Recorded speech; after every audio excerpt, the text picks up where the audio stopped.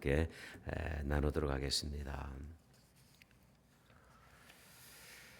신약성경 마가복음 8장 27절에서 38절까지 말씀 조금 깁니다만은 우리 함께 같이 한 목소리로 합독합시다. 시작.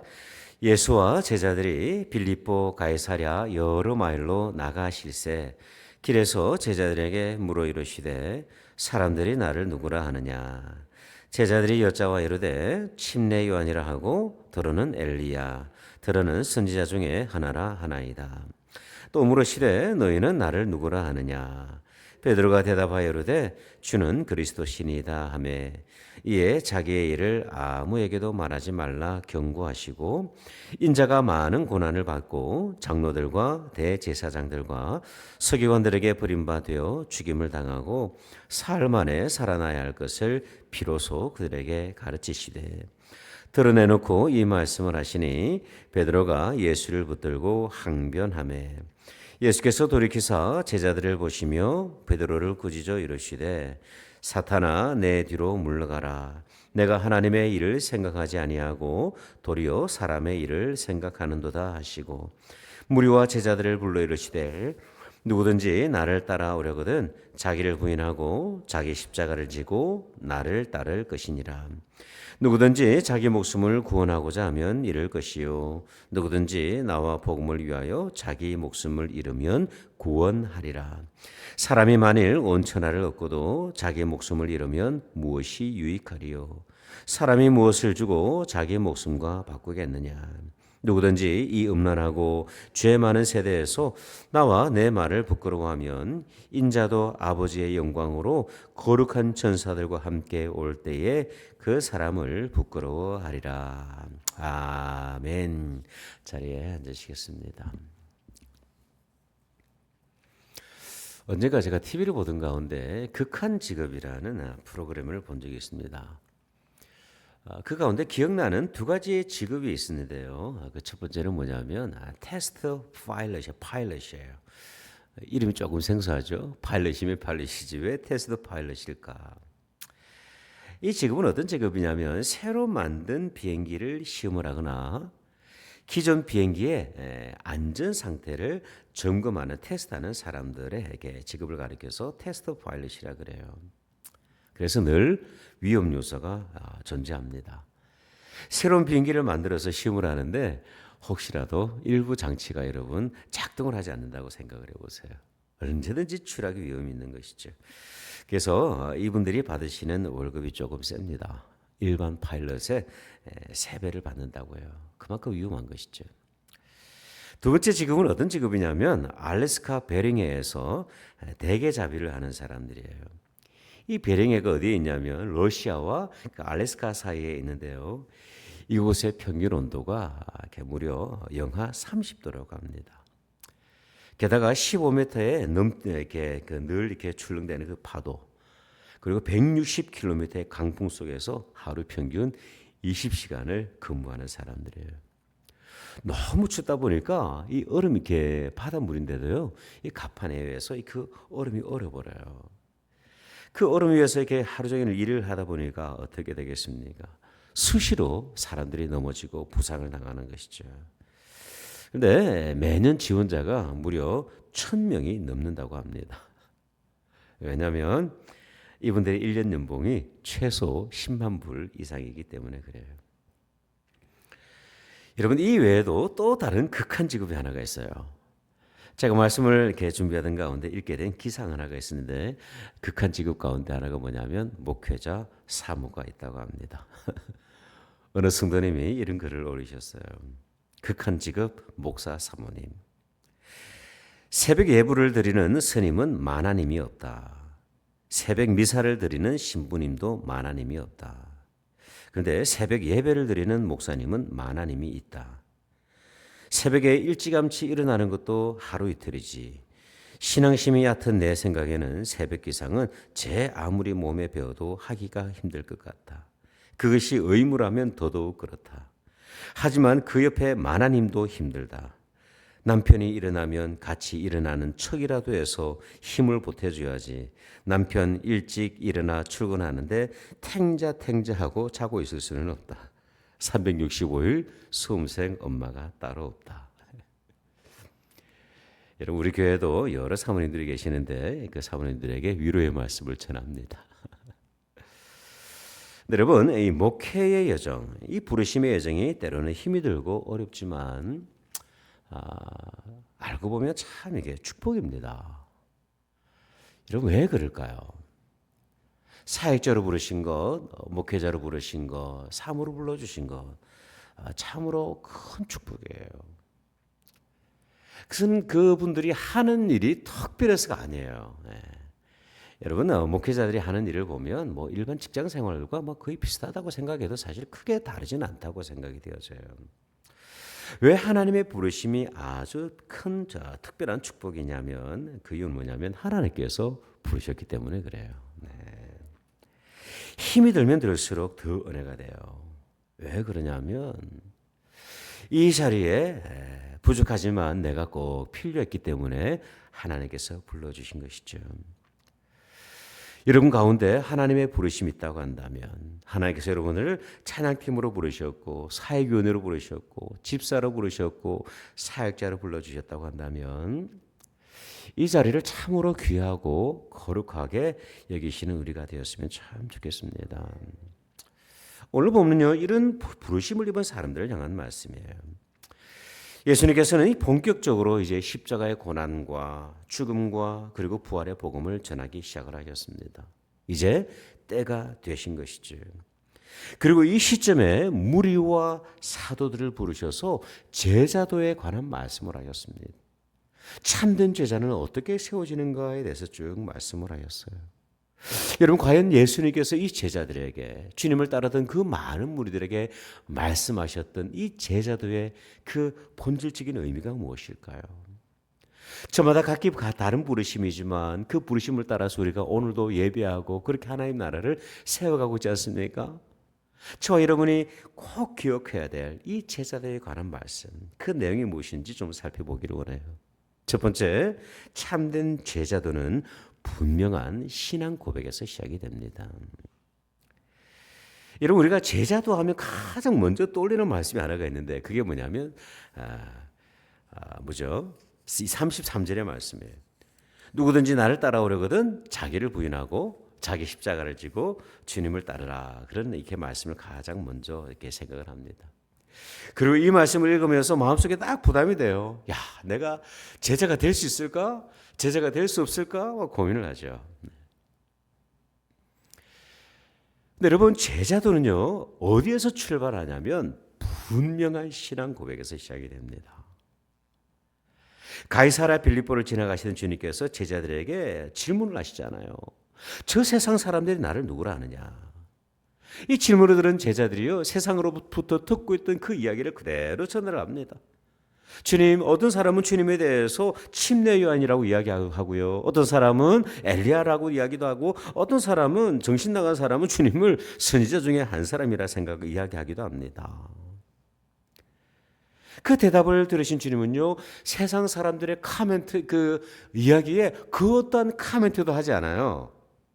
그 대답을 들으신 주님은 바로 제자들에게 통일한 질문을 하시는데 그렇다면 너희들은 나를 누구라 하느냐?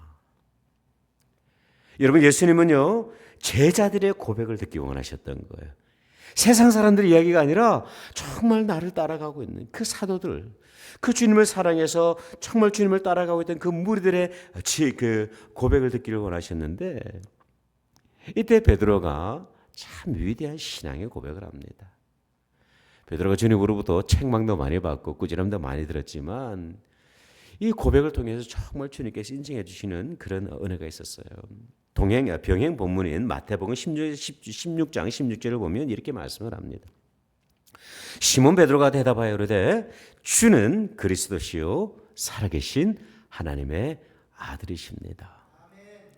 주님은 메시아, 이 땅을 구원하실 메시아, 우리를 구원하시는 하나님, 그 하나님의 아들이십니다 라고 고백을 한 것이죠. 여러분 흔히들 제자도 하면 뭔가 좀 특별하게 생각을 합니다. 목사가 되어야 될 것 같고 또 이렇게 여성분들은 또 이게 사모님이 되셔야 될 것 같고 그렇게 생각을 하기가 쉬운데 여러분 진정한 제자도는 어디에서 시작이 되냐면 분명한 신앙 고백에서 시작이 됩니다. 주님은 그리스도십니다. 주님은 나의 주인이십니다. 그리고 살아계신 하나님의 아들이십니다. 이 고백이 분명할 때 우리는 비로소 제자로서 새로운 출발할 수가 있는 거예요. 이 고백이 분명할 때 우리는 어떻게 할 수 있냐면요. 아무도 알아주지 않는 그 오지의 환경 속에서 이름도 없이 빛도 없이 복음을 전하는 선교적인 삶을 살아갈 수가 있는 거예요. 근데 여러분 이것을 거꾸로 한번 뒤집어 보면요. 반대로 이 신앙이 고백이 분명하시면 어떻게 되냐면 부심을 가볍게 여깁니다. 하나님의 나라를 하찮게 여겨요. 주님의 몸된 교회를 너무나도 쉽게 생각합니다. 고난 앞에서도 너무 쉽사리 무너지는 것이죠. 심지어 이 고백이 분명하지 않으면요, 내가 주님의 제자가 되는 것이 아니라 주님을 내 제자로 만들어버리는 참 어리석음이 우리 가운데 있을 때도 있어요. 여러분 교회도 마찬가지입니다. 이 고백이 분명해질 때, 이 신앙 고백이 분명할 때 교회는요 참된 주님의 교회가 되는 거예요. 마태복음 16장 그 베드로의 고백에 이어지는 마태복음 16장 18절을 보면요 예수님께서 이렇게 말씀하시지 않습니까? 또 내가 내게 이르노니 너는 베드로라. 내가 이 반석 위에 내 교회를 세우리니 음부의 권세가 이기지 못할 것이다 말씀을 합니다. 여기서 반석은요 베드로가 주님께 드렸던 신앙의 고백을 이야기를 하고 있어요. 주는 그리스도시요 살아계신 하나님이십니다라는 이 고백 위에 교회를 세워주신 거예요. 여러분 이 고백 위에 제자가 세워지고요 교회가 세워지게 될 때에 우리는 어떤 은혜를 누리게 되냐면 음부의 권세가 결코 이기지 못하는 그런 은혜를 누리는 것입니다. 저와 여러분 우리 교회는요 이 신앙의 고백이 분명하기를 원합니다. 주님은 우리의 주인이십니다. 주님은 그리스도시고 살아계신 하나님의 아들이십니다 라는 이 고백을 통해서 우리 모든 믿음의 백성들이 제자로서의 삶을 시작할 수 있으면 참 좋을 것 같아요. 두 번째, 이 제자도는 주님께서 가르쳐 주신 이 제자도의 모습은 어떤 것이냐면 우리가 하나님 나라의 일을 꿈꾸는 것이죠. 여러분 신앙 고백을 드림으로 이 베드로가 주님께 칭찬을 받았던 적이 있습니다. 여러분 이 칭찬을 받은 지 채 얼마 되지 않아서 주님으로부터 강한 책망을 이 베드로가 받게 됩니다. 31절과 32절의 말씀을 한번 보십시오. 인자가 많은 고난을 받고 장로들과 대제사장들과 서기관들에게 버림받아 죽임을 당하고 사흘 만에 살아나야 것을 비로소 그들에게 가르치시되 드러내놓고 이 말씀을 하시니 베드로가 예수를 붙들고 항변하였다 이야기합니다. 여기서 베드로가 항변했다는 표현의 의미는 뭐냐면 예수님을 나무랬다는 거예요. rebuke, 예수님께 따졌다라는 그런 의미예요. 주님, 도대체 그런 일은 있을 수가 없어요. 주님이 죽으시다니요. 주님이 고난당하시다니요. 주님이 어떻게 그런 일을 당하실 수가 있습니까? 그런 합당하지 않는 말씀은 결코 하지 마십시오. 강하게 저장을 한 거예요. 여러분 베드로의 마음이 느껴지지 않습니까? 예수님께서 고난당하시고 죽으시겠다고 하는데 어떻게 잘하셨습니다. 주님 그렇게 하십시오. 그렇게 할 수 있는 사람이 누가 있어요. 저도 그렇게 못할 것 같아요. 제가 그 자리에 있어서도 주님 그러시면 안 되죠. 주님 우리와 같이 계셨어야죠. 그렇게 이야기했을 것 같아요. 근데 여러분 참 이해하기 어려운 부분이 있는데 이어지는 본문을 보면 예수님께서 베드로를 책망하시는 장면이 있어요. 33절을 보니까 이렇게 기록이 됩니다. 예수께서 돌이키사 제자들을 보시며 베드로를 꾸짖어 이르시되 사탄아 내 뒤로 물러가라.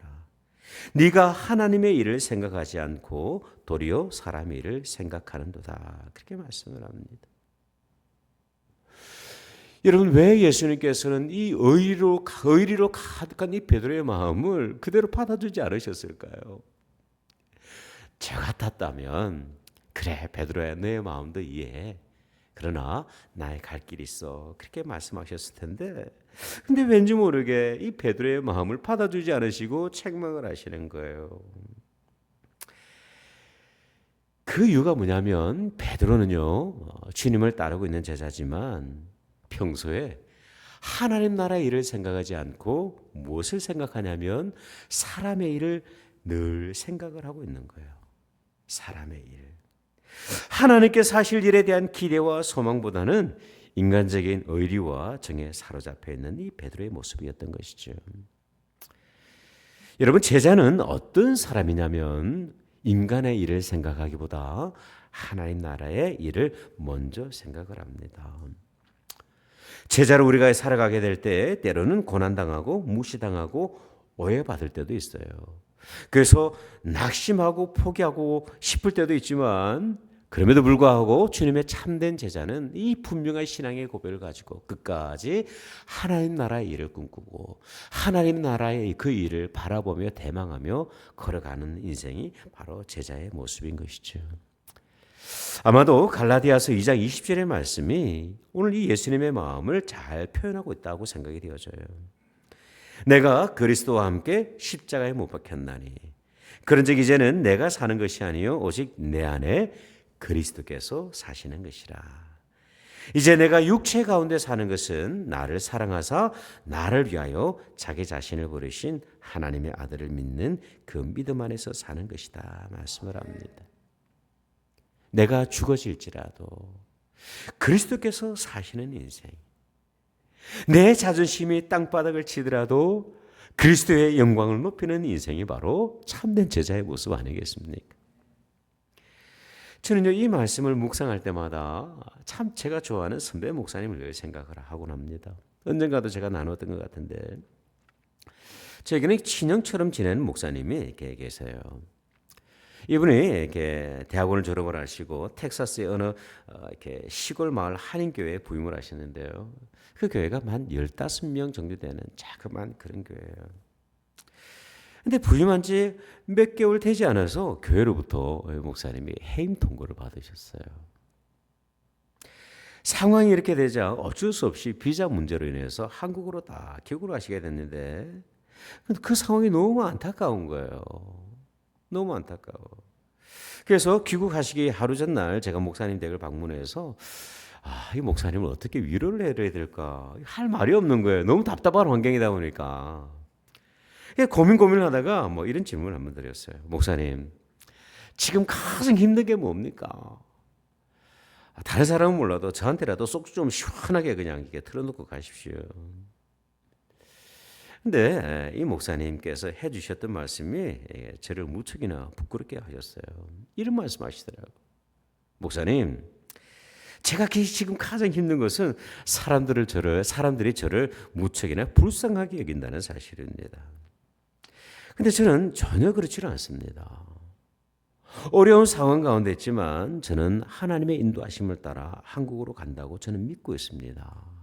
그렇기 때문에 전도사님 그런 슬픈 표정 짓지 마시고 기도나 해 주십시오. 그런 이야기를 하시더라고요.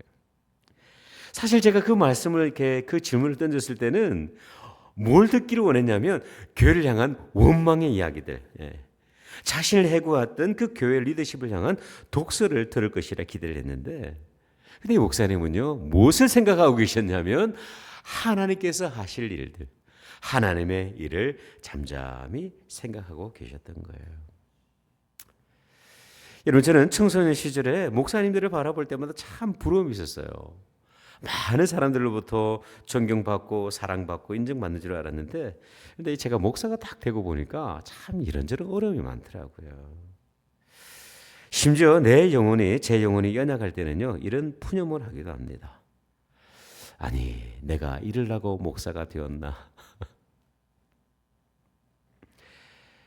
여러분 우리가 사람의 일 이걸 다 내려놓고 하나님의 일을 깊이 생각하고 묵상하고 기도하다 보면요 이 직분을, 이 부르심을 결코 가벼이 여길 수 없음을 깨닫게 됩니다. 원수를 사랑하게 되고요. 십자가를 더욱더 사랑할 수밖에 없어요. 왜냐하면 하나님께서 불러주셨잖아요. 네. 주님 가신 그 길을 나도 이 길을 오롯이 따라가야지. 그런 고백이 튀어지는 거예요. 우리가 하나님의 일을 생각하면 그렇게 됩니다. 저와 여러분 우리 모두가 하나님 나라의 일을 꿈꾸는 그런 하나님의 백성들 되시기를 바랍니다. 마지막으로 이 제자도에서 꼭 기억해야 될 것이 하나가 있는데 그것이 무엇이냐면 예수님께서 말씀하시는데 이 제자 되는 것이 축복이라는 사실이에요. 성도님들과 대화를 하다 보면 이런 질문을 간혹가다 제가 할 때가 있어요. 집사님, 혹시라도 집사님의 자녀가 목사가 된다고 한다면, 사모가 된다고 한다면 집사님 어떻게 하시겠습니까? 그럼요, 예외 없어요. 다들 고개를 절레절레 들어요. 절레절레. 남의 자녀는 몰라도 적어도 내 자녀가 사역자가 되는 것은 그다지 반가워하지 않는 것 같아요. 여러분 한때 많은 목회자 후보생들이 있었습니다. 그런데 지금은요 이 신학생들이 급격하게 줄고 있어요. 한국도 마찬가지고 미국도 마찬가지예요.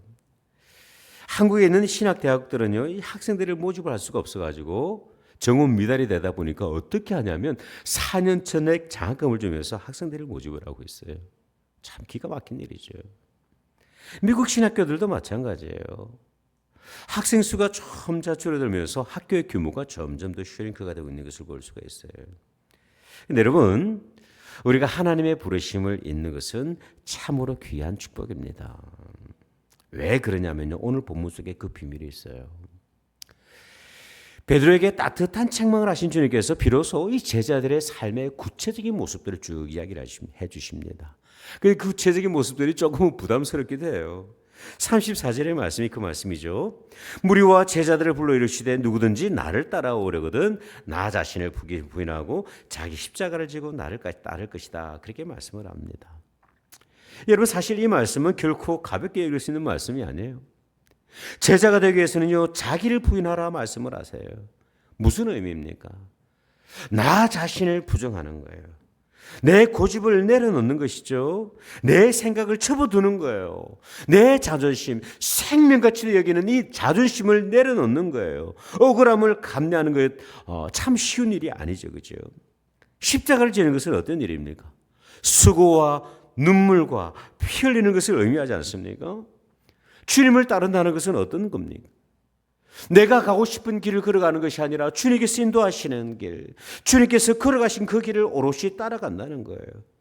원수를 만날 때에도 주님처럼 그 원수의 발을 씻겨주는 것이 주님을 따른다는 의미 아닙니까? 그 무엇 하나 만만하게 보이는 것이 없어요. 그래서 많은 사람들이 자포자기하죠. 아, 나는 제자가 될 수가 없구나. 여기서 끝나면 안 돼요. 이어지는 35절을 보면요. 참 놀라운 비밀의 말씀이 있습니다. 35절을 한글 성경이 번역을 하던 가운데 빠뜨린 단어 하나가 있는데 접속사 하나가 있는데 그게 뭐냐면 가르라고 하는 왜냐하면이라는 접속사를 빠뜨렸어요.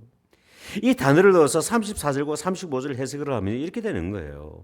누구든지 나를 따라오려거든 자기를 부인하고 자기 십자가를 지고 나를 따를 것이니라. 왜냐하면 그 이유는 누구든지 자기 목숨을 구원하고자 하면 잃을 것이요 누구든지 나와 복음을 위하여 자기 목숨을 잃으면 구원하리라. 여러분 제자로 살아갈 때 진정한 축복이 있습니다. 제자로 살아가게 될 때에 구원함을 없는 거예요. 주님께서 도우시는 거예요. 제자로 살아갈 때 때로는 표면적으로 보면 손해보는 것 같고 당하는 것 같고 어려울 것 같아요. 그런데 여러분 이것이 주님께서 우리를 구원하시는 길입니다. 우리의 자녀들이요 생명의 은혜와 구원의 은혜를 누리는 거예요. 주께서 축복하시는 하나님의 자녀가 되는 그 은혜를 우리가 누리는 것이죠. 여러분 진지하게 한번 생각을 해보십시오. 이어지는 36절에서 주님께서 그렇게 말씀하시잖아요. 모든 것을 가졌다 할지라도 생명을 잃으면 무엇이 유익하겠느냐 그렇게 말씀하지 않습니까? 여러분이 생명의 비밀을 얻는 것, 이 축복의 비밀을 누리며 살아갈 수 있는 그 비결은 무엇이냐면 바로 저와 여러분이 주님의 제자로 살아가는 것입니다. 우리가 제자로 살아가게 될 때 주님께서 불러주신 그 부르심에 감격하며 오늘을 살아가게 될 때 주님께서 우리의 모든 삶을 축복하시고 인도해 주십니다. 며칠 전에 한인침례교회 그 목회자 가족들이 함께 모여서 순회를 쭉 하셨어요. 약 50명 정도가 참여를 했는데 참 감사하게도 그 가운데 한 20명 정도가 PK, 목회자 자녀들이었어요. 그러고 보니까 우리 자희자매님도 PK시고 하영자매님도 MK시고 선교사님 자녀들이시고 이 목회자 자녀들이 사역자 자녀들이 앞에 나와서 찬양도 하고 같이 기도도 하고 서로의 삶을 나눌 쭉 모습을 보면서 제 마음 가운데 강하게 감동된 것이 있었는데 이것이 하나님께서 이 부르심을 입은 자들에게 베푸시는 하나님의 축복이구나라는 정말 강한 감동을 받았습니다. 이 아이들의 얼굴에 어둠이 없어요. 얼마나 그 미소가 해맑은지 몰라. 언니, 누나, 오빠들과 쭉 어우러지면서 행복하게 2박 3일을 보내는 모습을 바라보면서 하나님께서 우리에게 허락하시는 또 다른 참 축복이 바로 자녀에게 주신 축복이다는 생각을 했던 적이 있어요. 저와 여러분 우리 모두가 주님의 제자 되기를 간절히 원합니다. 분명한 신앙 고백을 통해서 내 삶의 주인이 주님이심을 고백하는 제자. 삶의 각기 다양한 그 환경 속에서도 하나님의 일을 꿈꿀 수 있는 그런 제자. 이 길을 걸어감으로 말미암아 주님의 축복을 경험하는 그런 제자. 저와 여러분 우리 모든 공동체가 예수님의 신실한 제자 되시기를 주님의 이름으로 축복합니다. 기도하겠습니다. 말씀을 생각하면서 잠시 한번 기도하기를 원합니다.